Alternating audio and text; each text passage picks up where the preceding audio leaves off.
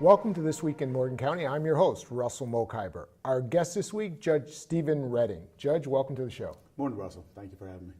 Judge, you're in a race to fill the seat of Judge Silver, who retired. That's correct. And tell us about who's in the race and what the districts are. There's three attorneys in my race. My race is Division 4. Kim Crockett and Dave Camilletti are my opponents. And the division is one judge position, but it encompasses Berkeley, Jefferson, and Morgan counties, so the voters of all three counties get to cast a vote. How did you become a judge? Well, long story. Started out years ago when I graduated from the University of Maryland. I became a career fireman and was a firefighter in Prince George's County for years. So developed a true love for public service and being involved in the community. Went to law school at night as I was raising a family. And graduated. University of Maryland Law School? University of Baltimore. Baltimore yes, Law School, okay. Law school. Graduated in 1990. Stayed with the fire department and practiced law for about 7 years, and then became a civil litigator and worked with a law firm in Baltimore. I managed the Hagerstown office, became a partner with that firm. In a car accident back in 2004, I believe, and missed a couple of years from work as a result of being disabled from it. You were in a car accident? I was. How serious was it? I had 2 neck surgeries, knee surgery, and a shoulder surgery, and was disabled for about 3 years.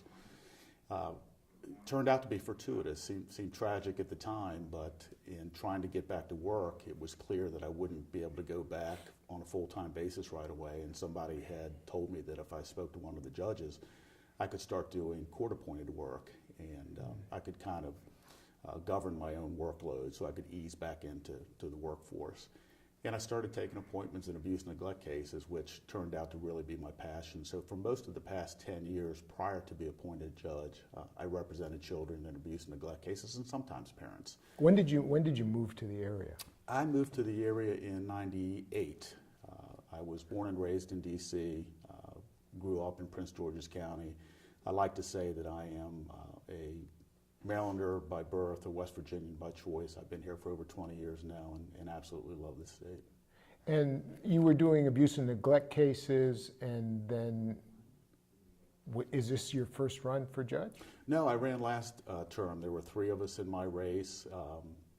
Doing abuse and neglect, you're kind of practicing behind the scenes because they're closed proceedings, so nobody really knows what you're doing.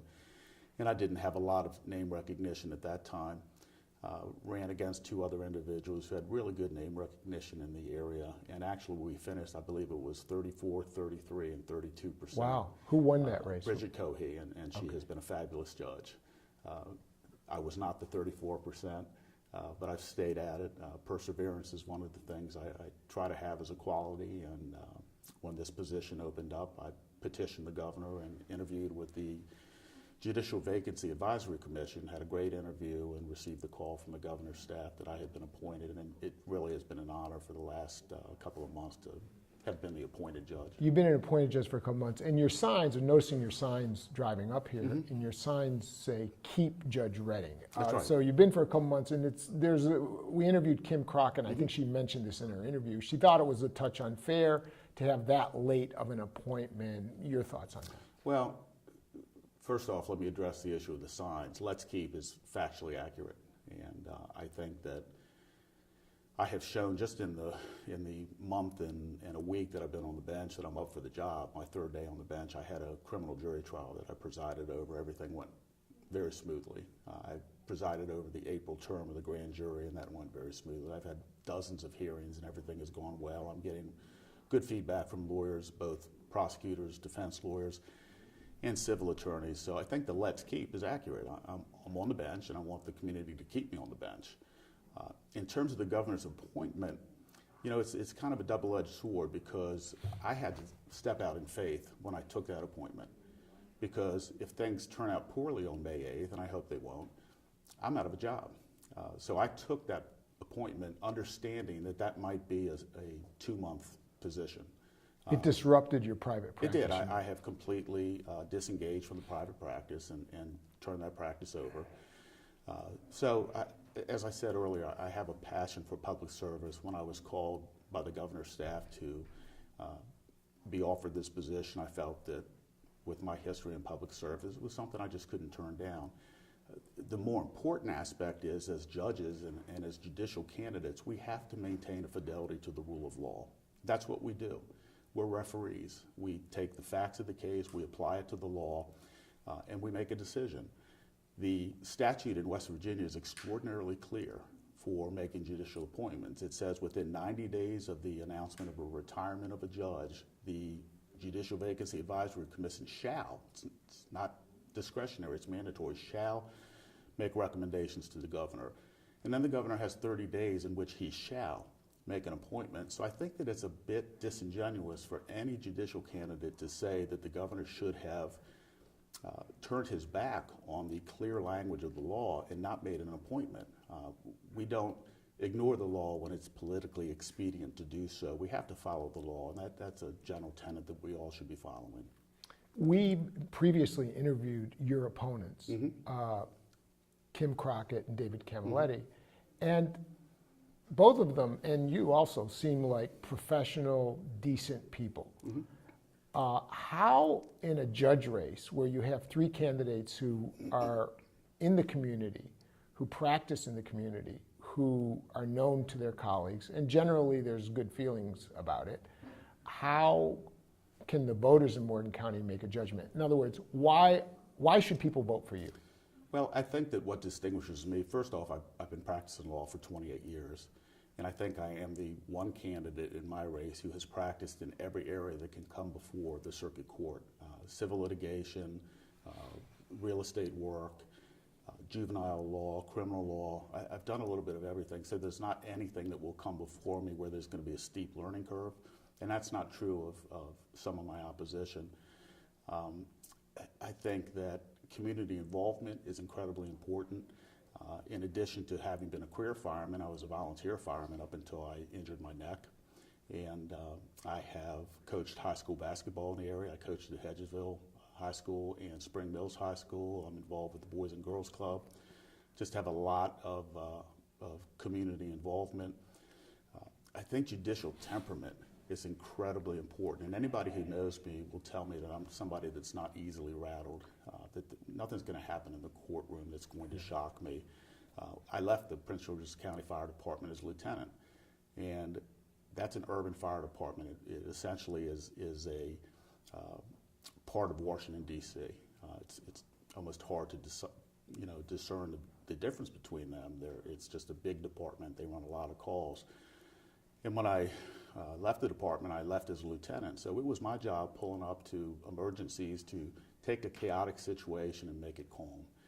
And I was able to do that effectively. Nothing really rattled me. And I think that's an important attribute for a judge. And I think I've shown that temperament in my first 5 or 6 weeks on the bench.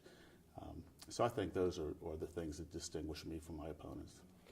I saw you at, when you came to Berkeley Springs and spoke at a candidate forum. And something struck me about what you said. You talked about the importance of the rule of law. And I'm wondering, for the people in Morgan County listening to this, what is the importance of the rule of law, and what do you bring to that? Well, I think the importance of the rule of law is we are a nation and a state and a community based on laws, and it is important for the community to be able to understand what those laws are and that those laws are going to be followed.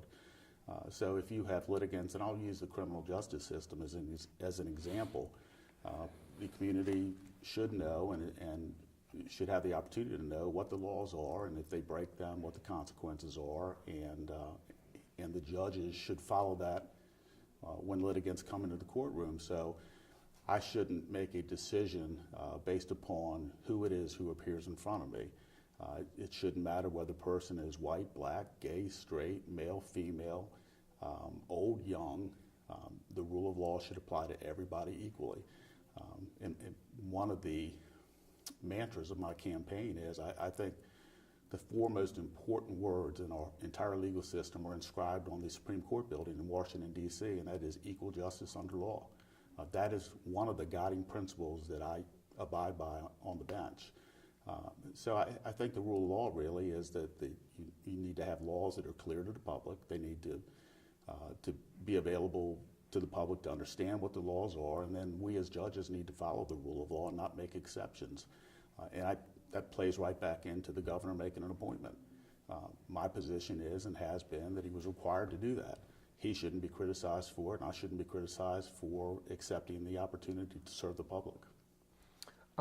Give us some of the nuts and bolts about running for a judge in this race. What's your schedule? I mean, you're a judge, so you go to work every day. Well, but what's your campaign schedule like around that? Yeah. First off, I'll tell you that I've been campaigning very hard for about 5 months now, 4 or 5 months. This is the last public appearance I'll be making before the election. All the forums are finished. So the most fun I've had this entire election process was the 30 minutes with your staff before we went on. So you guys are great. I really have enjoyed that. Thank you. It's been a crazy schedule because when I received the call from Charleston telling me that I was selected to fill Judge Silver's position, I had to close down a private practice, which took a lot of time. And at the same time, I had to go and meet my staff in Jefferson, where I'm presiding right now, learn the computer system, meet with the clerk's office, and kind of get a feel for how I was going to hit the ground running after I was sworn in. And then after I was sworn in and took the bench, it became really clear that because of the untimely death of Judge John Yoder, that the civil docket was incredibly backed up. So for the last 5.5 weeks that I've actually been presiding, my schedule, I get up in the morning, I'm in the office generally by 7, I work until about 5, then I go to campaign functions. When the campaign functions are over, I'm home spending a few minutes with the family, and then when I'm done with the family, I'm on my computer looking at civil cases, trying to keep that docket moving, because most of what we do during the day is criminal work. So most of the civil work is being done in the evening. So I'm entering orders until 10, 11 o'clock at night. Have not had a lot of sleep in the last 3 or 4 months, but we're 8 days away, so finish line's in sight. Now, I saw you in Berkeley Springs. I heard you on WRNR. Mm-hmm. In terms of the campaign, other than those kinds of appearances, media, campaign, candidate forums, what else is there? A lot of door knocking, getting out and trying to meet people face to face. And I think the best way to get people to trust you is to look them in the eye and give them a firm handshake and tell them what you're about and what your past is about. And in my case, my commitment to children and trying to take care of kids in the community. I'm a father of 6 kids. I have 4 grandchildren. I've mentored a lot of kids. I want people to know that, and I want people to at least be able to say, if I were in his courtroom and he had to make an incredibly important decision that would affect my life, whether he made it in my favor or not, I trust him to make it. And you have to meet people to be able to have that connection. So I've tried to do that. Short of that, it's getting out and being a part of the sign crew and putting signs up and having a Facebook and social media presence. So politics has really changed with social media in the last few years. Your campaign, the campaign for the seat, has been pretty civil. I mean, I haven't seen any nasty campaigning. No, it's been very civil. But on the other hand, the other judge's race has gotten a little bit out of hand, and it has to do with this residency requirement. And Tally Reid, who's running for House of Delegates, who was the treasurer for Judge McLaughlin, and now I heard Judge McLaughlin on the radio the other day saying she's filed an ethics complaint. What's your take on that race, and why has it not gone the way your race has gone, for example? I'm going to steer clear of trying to get in the middle of that controversy, other than to say that I'm pleased that my opponents and I have maintained civility. If you look at both races, all 5 candidates are good, solid people, yeah. Good, solid lawyers, and I have no inclination ever to cast aspersions upon a good person. My opponents are good people. I'm just not gonna go there. I have stayed positive in my campaign. I've got a week left. That's not gonna change. As to what's going on in Division 2, you'd have to ask those folks. Okay, now in our final minute here or so, the early voting has started, and this, even though it's a primary day, this is going to determine who the judge is. Is that correct? That's correct. The term that everyone uses is we're one and done. So we're nonpartisan. just like the school board. So if people want to have a say in who's their judge, they need to have that say on May 8th. You know, we're nearing in close to 200,000 people in the Eastern Panhandle, and we have 6 judges. That's an extraordinary amount of responsibility for 6 people to have over an entire community of almost 200,000. People need to do their research, and they need to go out and cast a vote for somebody that they really can trust with that position. And I would ask that they get on my Facebook page, Stephen Redding for Circuit Court Judge.